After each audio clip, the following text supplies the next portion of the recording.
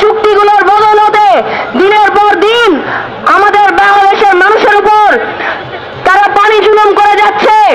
এই পানি জুলুমের আমরা অবসান চাই, আমরা এই নদী জুলুমের অবসান চাই, আমরা এই ভারতীয় আগ্রাসন, আমরা এই নদীর উপর আগ্রাসনের অবসান চাই। আমরা ছাত্ররা স্পষ্টভাবে বলছি, আমরা এই সময়ের যে মানবিক আবেদন, মানুষকে উদ্ধার করা, তার পাশাপাশি তাদের পাশে খাদ্য এবং অন্যান্য ত্রাণ সহযোগিতা নিয়ে দাঁড়ানো, সেই মানবিক আবেদনে আমরা ছাত্ররা সারাদিন ব্যাপী কাজ করছি। কিন্তু আমরা এখন স্পষ্টই বলছি যে শুধুমাত্র ত্রাণ নয়, আমরা এই প্রতি বছরের বন্যা থেকে পরিত্রাণ চাই। কারণ আমরা জানি এই বন্যা এখন আর কোনো প্রাকৃতিক দুর্যোগ কিংবা প্রাকৃতিক কারণে হচ্ছে না। এই বন্যা একটি রাজনৈতিক কাজ, এই বন্যা একটি রাজনৈতিক সংকট। ফলে আমরা যেহেতু বলছি আমরা নতুন বাংলাদেশে প্রবেশ করেছি, এই নতুন বাংলাদেশ আমরা এই পুরনো সংকটকে ভেঙে নতুন বাংলাদেশ গড়তে চাই। আমরা বলছি আমরা এই দুঃশাসন থেকে মুক্তি চাই। আমরা এই যে পররাষ্ট্র নীতি, যে নীতিতে সবসময় আমাদেরকে আমাদের মেরুদণ্ড ভেঙে অন্য রাষ্ট্রের সাথে নতজানু হয়ে থাকতে হয়, এই নতজানু পররাষ্ট্র নীতি আমরা ভেঙে ফেলতে চাই।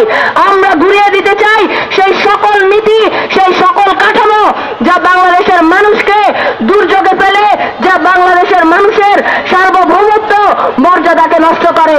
বলে বন্ধুরা, এখনই সময় আমরা যে বাংলাদেশকে স্বৈরাচার মুক্ত করেছি, সেই বাংলাদেশকে এখন এই পররাষ্ট্রের আগ্রাসন থেকে, এই বাংলাদেশকে এখন নদী জুলুম থেকে, এই বাংলাদেশকে এখন সকল জুলুম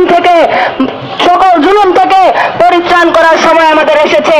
ফলে ছাত্ররা, আমরা যারা বুক চিতিয়ে গুলির বন্দুকের নলের সামনে দাঁড়িয়ে এই বাংলাদেশকে নতুন রূপ দিয়েছি, তাই বলছি যে এই বাংলাদেশে এখন আর আমরা কোনো জুলুম মেনে নেব না। আমরা ছাত্ররা একসাথে লড়াই করেছি, সামনের লড়াইটাও আমরা একসাথে নেব।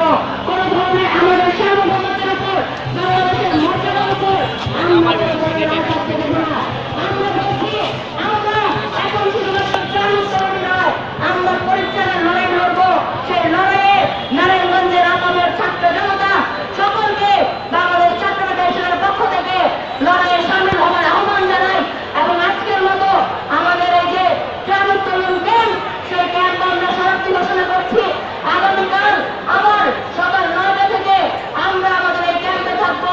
আমাদের স্থায়ী ক্যাম্প নারায়ণগঞ্জ কেন্দ্রীয় শহীদ মিনারে, এছাড়াও আমাদের 3টি অস্থায়ী ক্যাম্প, 4টি অস্থায়ী ক্যাম্প নারায়ণগঞ্জের যে বন্দর ঘাট, নবীগঞ্জ ঘাট, বরফকল ঘাট, শেখ রাসেল পার্কে আমাদের 4টি অস্থায়ী ক্যাম্প থাকবে।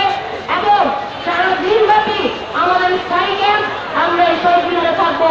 নারায়ণগঞ্জের মানুষের কাছে আমরা আহ্বান জানাই, আপনারা আপনাদের